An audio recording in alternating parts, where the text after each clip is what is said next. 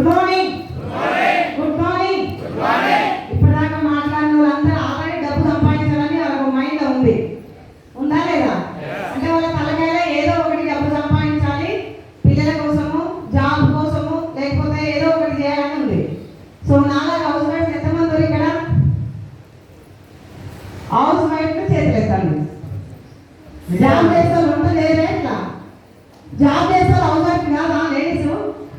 Business చేస్తే house wife కాదా ladies? చదువు రాని హౌస్ వైఫ్ కాదా ఇట్లా? అందుకని ఆడవాళ్ళు చేతులెత్తురు అని చెప్పిన హౌస్ వైఫ్స్ అన్నట్టు. సో హౌస్ వైఫ్ అంటే తిని ఖాళీ కూర్చునేటోళ్ళు, ఏ పని పాట లేనోళ్ళు. ఎసానో అదే అంటున్నా, అదే కదా మనకు వచ్చిన విద్దు. సో నేను అలాంటి స్టేటస్ తోనే వచ్చిన. సో ఇక్కడ నాకు బ్యాక్గ్రౌండ్ అంటూ పెద్దగా తోకలి పిక్కలు ఏం లేవు. సో ఓన్లీ హౌస్ వైఫ్ అన్నదే ఉంది. సో నా పేరు వచ్చేసి ధనలక్ష్మి శంకర్, మాది నల్గొండ డిస్ట్రిక్ట్ నామాపురం. నిజంగా నేను చదువుకునేది తెలుగు మీడియం, మాత్రమే 10th క్లాస్ 10వ తరగతి చదువుకున్నా. సో ఇప్పటిదాకా నల్లగొండేశ్వర ఓట్స్ తీసుకున్నా కదా శంకర్ సార్. సో అప్పుడు తెల్లగొండనంటూ political leader, so real estate builder, so అన్నీ ఉన్నాయి. సో అలాంటి హౌస్ వైఫ్ని అన్నీ ఉన్నాయి. ఇంట్లో హౌస్ వైఫ్గా ఉంటే సో ఫ్రీడమ్ ఏమైనా ఉంటుందా? అన్నీ అడుక్కోవాలి. ఎసానో ఎంతమంది అందుకని అడుక్కునేటోళ్ళు, ఆడవాళ్ళు ఎవరంటే అడుక్కునేటోళ్ళు. సో నిజంగా అడిగి తీసుకోవాలి కదా, ఎంత ఉన్నా అడగాలి. సో నిజంగా ప్రతిదీ అడిగి తీసుకోవాలి. ఈ గేట్ ప్లాట్ఫామ్ పర్చేజ్ చేసింది మా అన్నయ్య కూడా పరిచయం అయింది. సో అందరు అబ్బాయి ఇంటికి వచ్చి చెప్తారు, నేను మాత్రం వాళ్ళ ఇంటికి పోవాలంటే సామాన్లు చూసిన కంపెనీ ప్రోడక్ట్ అని నాకు తెలియదు. వాళ్ళ ఇంట్లో 4 రోజులు ఉండాల్సి వస్తే 4 రోజులు వాళ్ళ ఇంట్లో వాడిన. నా బ్యాగ్లో ఉన్నాయి, మా ఇంటికాన్ని తీసుకుపోయి, కాకపోతే నా బ్యాగ్లో ఉన్నాయి అయిపోతే వాళ్ళ ఇంటే వాడిన 4 రోజులు. ఇంతలా ఉండదు ఆడలకు. జెంట్స్ కూడా అట్లా జేబులో లేకుండా 10,000 అప్పు తీసుకొని జేబులో పెట్టుకుని నా జేబులో పైసలు ఉన్నాయి నేనే పెడతా అంటారు. ఆడవాళ్ళు ఏంటంటే పర్సు ఉన్నా సరే బ్యాగ్లో పైసలు ఉన్నా అలాగే పేరు నుంచి డబ్బులు అడుగుతున్నా అయ్యో నేను పెట్టా పర్సు దొరకట్లేదు అంటారు. కొంచెం మా దగ్గర తెలివి తక్కువ ఉంటుంది అన్నట్టు. సో అట్లా మా సామాన్లు ఉంటాయని నేను వాడుకోలేదు, వాళ్ళ ఇంట్లో ఉన్నాయని వాడిన. 4 రోజులు వాడినా మా ఇంటికి వచ్చినాక చూసినా మళ్ళీ మా సామాన్లు ముట్టుకోదు తెగలేదు. సో నిజంగా నేను కనెక్ట్ అయ్యి కంపెనీ ప్రొడక్ట్ ఇట్లా బిజినెస్ కాదు. సో వాడుకునే రోజు నిత్యావసరాలు వాడుకునేవి మంచిగా ఉన్నాయి, వాడుకోవాలనుకున్నా ఎక్కడ దొరుకుతాయని ఆ డబ్బా ఫోటో తీసుకొని హైదరాబాద్ షాప్లన్నీ చూసినా ఎక్కడ దొరకలేదు. ఇక్కడ ఈ షాప్లో దొరుకుతుందా, ఈ షాప్ ఎక్కడ దొరకలేదు. ఫైనల్ ఏడ చూసినామో అలానే అడగాలి. ఎసార్లో మరి ఫస్ట్ అడగవచ్చు కదా, 5 నెలల కింద చూసినప్పుడు అడగవచ్చు కదా. నేను ఆడలో గిట్టాలు ఎక్కువ ఉంటాయి, మా ఆయన సంపాదించిన పొగరు ఉంటుంది కాబట్టి నేను అడగలేదు. అట్లా నేను డైరెక్ట్ మళ్ళీ 6 నెలల తర్వాత ఎక్కడ ఎక్కినా నాకు దొరకలేదు, ఎవరిని అడిగినా దొరకలేదు. మళ్ళీ వాళ్ళకే ఫోన్ చేసినా ఈ డబ్బాలు ఏడ దొరుకుతాయని చెప్పేస్తే ఈ డబ్బాలు ఉంది ఏదో షాపు పంపిస్తారు ఐడి తీసుకోవాలని చెప్పి November 17, 2019లో మా అన్నయ్యలో నాకు ఐడి రావడం జరిగింది వెస్ట్ ఇంట్లో. సో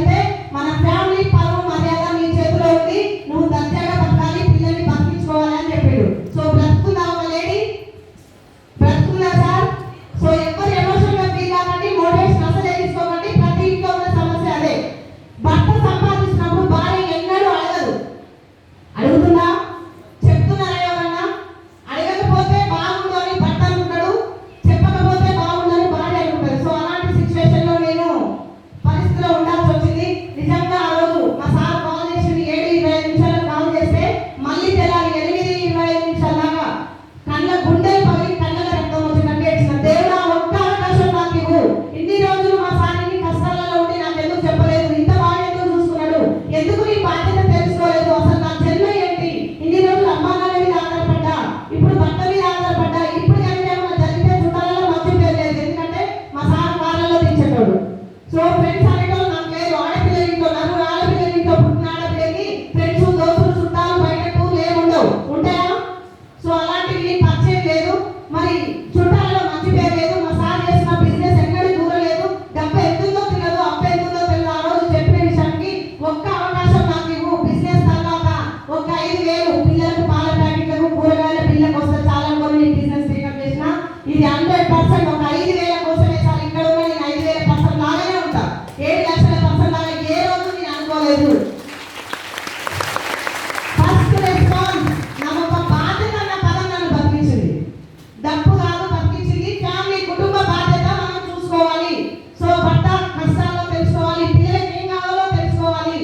సో ఆ బాధ్యత అనేది నాకు గుర్తొచ్చింది. ఆ రోజు నుంచి నేను స్టార్ట్ చేసిన. అంతకుముందు బిజినెస్ లో రాలేదు. సో నేను వెస్టైన్ టేకప్ చేసినప్పుడు చిన్న గ్రూప్ లో యాడ్ చేసిరు. ఆ గ్రూప్ లో చూసి నాకు ఐడి వేయడం రాదు, చిన్నగా అప్పుడు వేరే యాప్ ఉంటుండే, చిన్నగా స్టార్ట్ చేసుకుంటూ సో వచ్చిన ఫస్ట్ 102 రూపాయల చెక్కు 80 లక్షల